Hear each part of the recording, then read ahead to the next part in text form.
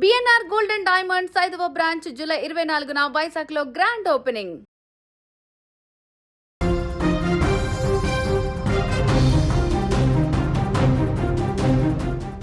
విశాఖలోని సముద్రంలో వేటకు వెళ్లిన 7 మత్స్యకారులు గల్లంతైనటువంటి అంశం ఒక్కసారిగా కలకలం రేపుతుంది. అల్పపీడన ఉధృతికి బంగాళాఖాతం అల్లకల్లోలంగా మారడంతో అక్కడ విశాఖ తీరం నుంచి వేటకు వెళ్లినటువంటి 7 మత్స్యకారులు గల్లంతయ్యారు. ఈ నెల 1న విశాఖపట్నం షిప్పింగ్ హార్బర్ నుంచి వీరంతా కూడా ఒకే బోట్లో సముద్రంలోకి వేటకు వెళ్లారు. కానీ ఆ తర్వాత వీరి ఆచూకీ లభించకపోవడం, వీరు ఎక్కడున్నారో తెలియకపోవడం, సముద్రం పూర్తిగా అల్లకల్లోలంగా మారడంతో ఇప్పుడు వారి కుటుంబ సభ్యులు కన్నీరు మున్నీరై విలపిస్తున్నటువంటి పరిస్థితి. సముద్రంలో వాతావరణం అనుకూలించకపోవడంతో ఆందోళన చెందిన కుటుంబ సభ్యులు వీరికి ఫోన్ ద్వారా సంప్రదించగా శనివారం మధ్యాహ్నం కల్లా తీరానికి చేరుకుంటామని మొదట చెప్పారు. అయితే సాయంత్రం దాటినా బోటు హార్బర్కు చేరుకోకపోవడంతో తీరంలో ఆందోళన మొదలైంది. ప్రస్తుతం వీరి ఫోన్లు కూడా పనిచేయకపోవడంతో కుటుంబ సభ్యులు తీవ్ర ఆందోళనకు గురవుతున్నటువంటి పరిస్థితి. వేటకు వెళ్లిన బోటులో విజయనగరం జిల్లా భోగాపురం మండలం ముక్కాం గ్రామానికి చెందిన చిన్న గరగయ్య, అప్పలరాజు, కె చిన్నయ్య, సీతోడుతో పాటు భీమిలి మండలము పెద్దరగమయ్య పాలానికి చెందినటువంటి బండయ్య, విశాఖకు చెందిన చిన్న అమ్మోరు ఉన్నారు. సమాచారం అందుకున్న మత్స్యశాఖ అధికారులు గల్లంతైన మత్స్యకారుల ఆచూకీ కోసం ఇప్పుడు అధికారులు విస్తృతంగా గాలింపు చర్యలు చేపడుతున్నారు. దీనికి సంబంధించిన పూర్తి వివరాలు తెలుసుకుందాం. మా ప్రతినిధి వైజాగ్ నుంచి లక్ష్మి ఫోన్ లైన్లో మరిన్ని వివరాలు అందిస్తారు. లక్ష్మి, ఏం జరిగింది అక్కడ? మత్స్యకారుల ఆచూకీ ఏమైనా తెలుస్తుందా? ఏం చెప్తున్నారు అక్కడ? సాయి, ప్రస్తుతం అయితే హార్బర్ పరిసర ప్రాంతాల్లో తీవ్ర ఆందోళనకర పరిస్థితులు కనిపిస్తున్నాయి. ఉదయం నుంచి కూడా వేటకు వెళ్లిన తమ వాళ్ళు ఇప్పటికీ కూడా ఇంటికి తిరిగి రాలేదు. దాంతో పాటు నిన్న మధ్యాహ్నం ప్రాంతంలో గంగవరం పోర్టు వరకు వచ్చేస్తున్నాము అని కుటుంబ సభ్యులకు సమాచారం ఇచ్చిన వారు ఇంతలోనే ఏమయ్యారు అనేది ఇప్పుడు ప్రతి ఒక్కరిని తీవ్రంగా కలిచివేస్తున్నటువంటి అంశం.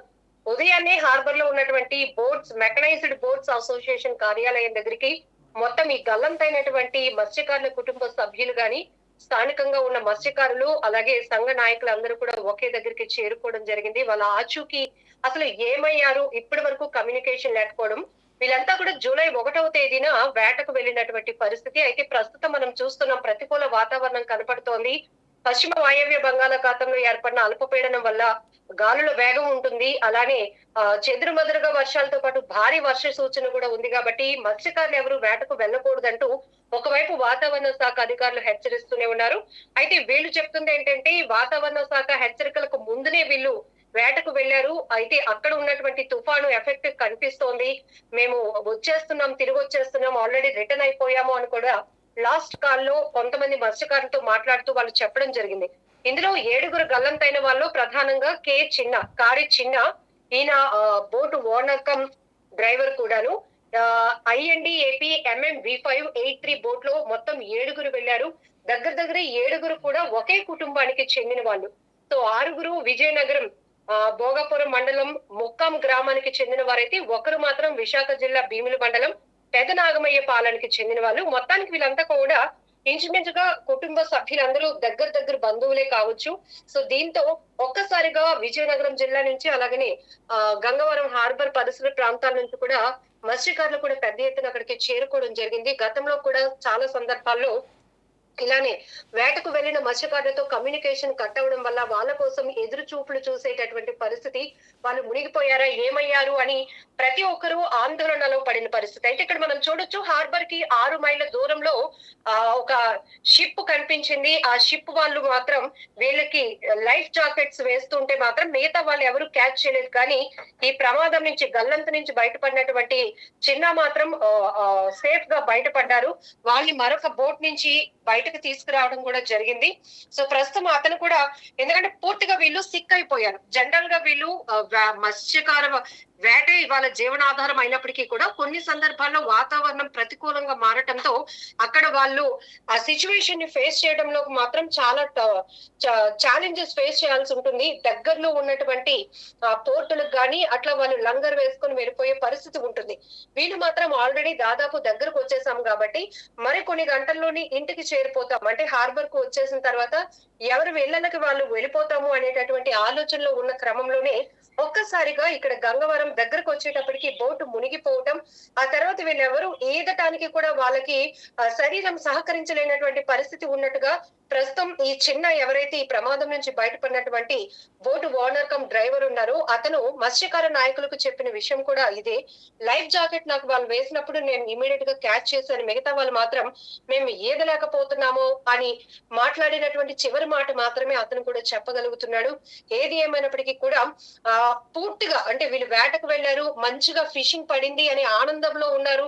తిరిగి ఇంటికి వచ్చి కుటుంబం సభ్యులతో హ్యాపీగా ఉంటాము అనే ఆలోచనలో ఉంటుండగానే ఈ రకమైన ప్రతికూల వాతావరణ పరిస్థితుల వల్ల జరిగినటువంటి ప్రమాదంగానే దీన్ని చెప్పుకోవచ్చు. సో ప్రస్తుతానికైతే జేడి ఫిషరీస్ డిపార్ట్మెంట్ దగ్గర మొత్తం కుటుంబ సభ్యులు, మత్స్యకార నాయకులు అందరూ కూడా ఆందోళన చేపడుతున్నారు. ఎందుకంటే నిన్న మధ్యాహ్నం ఇంటికి వచ్చేస్తామని ఆఖరి కాల్ చేశారు. సాధారణంగా వీళ్ళు 5 గంటల ప్రాంతానికల్లా హార్బర్ కి చేరుకోవాల్సింది. ఆ తర్వాత నుంచి వీళ్ళలో మొత్తం అందరి మొబైల్స్ కూడా వాటర్ లో మునిగిపోవడం వల్ల కమ్యూనికేషన్ లేదు. అప్పటి నుంచి ఒక తీవ్రమైన ఆందోళనలోనే వీళ్ళందరూ ఉన్నారు. తెల్లవారు కూడా అందరూ పెద్ద ఎత్తున చేరుకున్నప్పటికీ కూడా ఈ కోస్ట్ గార్డ్ వాళ్ళు కానీ లేకపోతే మెరైన్ వాళ్ళు ఈ గాలింపు చర్యలు చేపట్టలేదు అనేటటువంటి ఒక తీవ్ర అసంతృప్తి కూడా వీళ్ళలో కనిపించింది. అప్పటికి యూనియన్ కి సంబంధించినటువంటి 2 బోట్ల ద్వారా ఎక్కడైతే గంగవరం పరిసర ప్రాంతాల్లో వీరు చేరుకున్నామో అని ఆఖరిగా చెప్పిన మాట ప్రకారం వీళ్ళు 2 యూనియన్ బోట్ల ద్వారా కూడా వెళ్లి గాలింపు చర్యలు చేపట్టడం జరిగింది. అయినప్పటికీ కూడా ఎవరికి వాళ్ళ ఆచూకీ తెలియలేదు. అయితే ఎవరైతే ఈ ప్రమాదం నుంచి బయటపడినటువంటి చిన్న పూర్తిగా వివరాలు తెలిపితే గాని, ఎందుకంటే వీళ్ళు జూలై 1న వెళ్ళినప్పుడు అక్కడ సిచ్యువేషన్ ఎలా ఉంది, వీళ్ళు ఎన్ని మైళ్ళ దూరం వేటకు వెళ్లాల్సి వచ్చింది, తిరిగి వస్తున్న క్రమంలోనే ఇక్కడ డీప్ గా ఉంటుంది. మనకి ఇక్కడ చూడొచ్చు విశాఖ సుదీర్ఘ తీర ప్రాంతం, ఆర్కే బీచ్ దగ్గర గాని, భీమిలి బీచ్ గాని, గంగవరం గాని, అప్పికొండ, ఈ బీచ్ తీర ప్రాంతాలన్నీ కూడా ఒకే రకంగా ఉండవు. కొన్ని చోట్ల చాలా డెప్త్ గా ఉంటుంది, మరికొన్ని చోట్ల రిప్ పవర్ కూడా బాగా పాస్ అవుతూ ఉంటుంది. ఆ సమయంలో వీళ్ళు బయటికి రావాలి అనే ప్రయత్నం చేసినాయి. ఎందుకంటే వీళ్ళు జనరల్ గానే వాళ్ళ వృత్తి అదే కాబట్టి కొంత ఈత వచ్చే అవకాశం కూడా ఉంటుంది. కానీ అక్కడ లోతు, రిప్ పవర్ ఈ అన్నిట్ల నేపథ్యంలో వాళ్ళు ఆ ప్రమాదం నుంచి తప్పించుకోలేకపోయారు అనేది ఇప్పుడు ప్రతి ఒక్కరు చర్చించుకుంటున్నారు. Right. Thank you Lakshmi. So అది ప్రస్తుతానికి వైజాగ్ లో గల్లంతైనటువంటి మత్స్యకారులకు సంబంధించినటువంటి అంశం అక్కడ కలకలం రేపుతుంది.